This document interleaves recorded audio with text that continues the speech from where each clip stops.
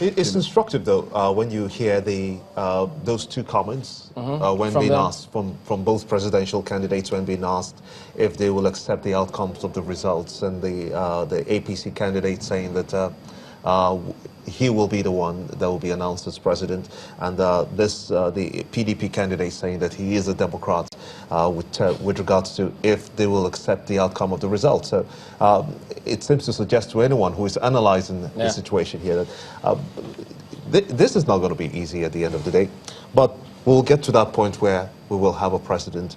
This will be announced by INEC at the end of the day. Yeah, but ultimately the process, much as INEC says, look, from their situation room, the information they have is it appears to be going on well, but not discarding all the other pieces of information that's trickling in and still streaming in here, where many are saying, look, they have a challenge or two, but most importantly, or equally important, is when people say that military officers, military personnel are preventing them from getting to going in to go and vote. So that bit really needs to be looked into. And for the areas in Lagos, particularly where a lot of people say, look, we don't have any materials, we haven't started voting, Agor Palace Way, different areas, Ikoyi, Admiralty Way in Lekki is huge. Benin City. But maybe when our citizen journalists also send us those materials, we'll want to know what is the security situation where you are in terms of you leaving your house up until the voting point. What kind of security checks did you encounter? We'll be glad to also receive that from you, alongside you sending us the image. Don't forget to indicate the ink or the thumb with which you were marked before you proceeded to cast your ballot. Yes. It would also be important for INEC to also report on these things. Like some of the stations you were mentioning, they should be able to feedback to say, okay, this is sorted, this is sorted. I don't know if they have any reporting medium like that, you know, to post. Okay, you mentioned this. This is sorted. Mr. K says he will head to his office. He'll come back with an update on what all of these things are. But we are also keeping tabs with a lot of these people. Don't forget, we've got our correspondents in different areas as well. Sure. So for those who have also sent a message or two, we're following up with them to find out what is the situation where they are. But who knows? Because sometimes in most elections, when it starts in a particular way, eventually sometimes it isn't or evens up. But in this case, perhaps, is it early days yet for us to assume all of those? Who knows? But Mr. K did say, that's the INEC voter education director, did say, well, they'll keep tabs and bring us up to speed on this particular one. So it's not exactly an easy thing to do. Yeah. Especially when you look at those complaints that are coming through. GK Wale saying that soldiers preventing electorates from going to their polling units in Orido Igamu. We also have this complaint, hoodlums going about threatening electorates to vote for APC. Let's get the views of Mr. Hussein Abdul in our Abuja studios. When you hear those complaints that are coming through, although Mr. Festus of INEC has indeed said that these are teething problems, but do you believe it is such that we will get past and that more complaints wouldn't be arising instead of having a situation where we have that, we have less? Well, I think some of these situations are context specific, and probably some of this problem will be experienced largely in the urban areas, where people sometimes got to register in locations a bit different from their residential areas. Sometimes people use the opportunities of going to the office, and then they just find the nearest registration point, and then they get in there to register.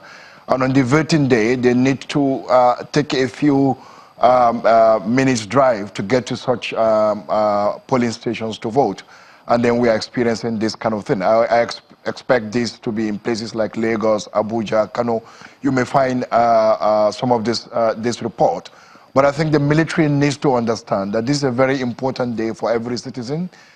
People want to cast their vote. People want to perform this very important constitutional mandate that has been given to them by virtue of being citizens. It happened once in 4 years, and they don't need to disrupt such movement, particularly when people provide evidence that they are going to vote. And what are those evidence? Evidence could be their their PVCs. And if you see this PVC and the person is clear about where it's going, I think they should allow such a person to go.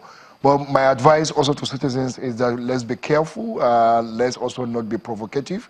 If anything happens, if they ask you to stop, you stop. Whatever they ask questions, we try to respond. But we think that the military has set up a situation room. The police had a situation room as well.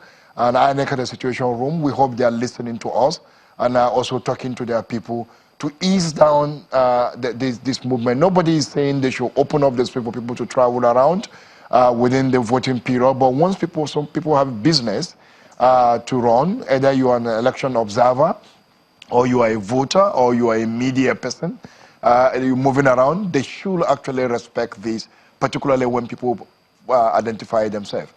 If we don't act very quickly, it is still early in the day. In the next 1 or 2 hours, there will be much more movement. There will be much more movement of people, and it can become overwhelming. So my advice is that they remain very careful, and the officers in all the situation rooms should please try to get in touch with them to ensure that things are eased out. Dr. Omotesho, you know, some of those watching, some of the aides of one of the presidential candidates, they say, concerning what we saw in those images, so they were watching, so they said, well, the aides do also register with their principal, that's where they cast his ballot. So it says they either vote earlier, or when they escort him home, they come back and cast their votes so that their votes aren't lost. Okay, so, you know, when we did say they may not be able to vote, yeah, so they just said, no, this is what exactly happened. So we appreciate that.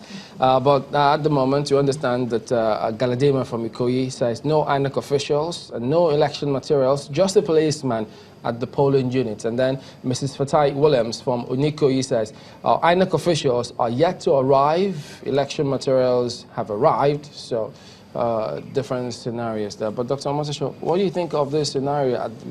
Eventually, you think it will even out, or these are just teething problems?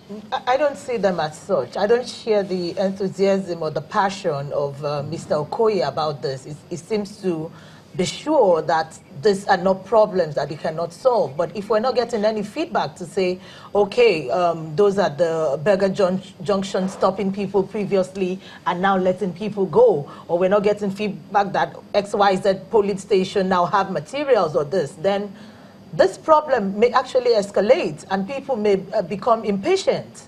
So this is something that should be solved like almost immediately. There should have been people on ground taking it off. Him saying, I need to get to the situation room before anything happens, no, that's kind of off.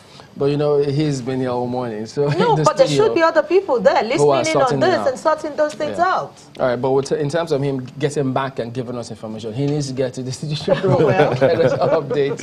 All right, so at the moment, but all of these materials, the challenges that they say it's coming in, but could it also be that security officials just want to ensure, just as they checked with Kimber, but eventually allowed them pass? If people have their permanent voter cards, eventually they have to let them go vote. Eventually, but they may not be letting them go.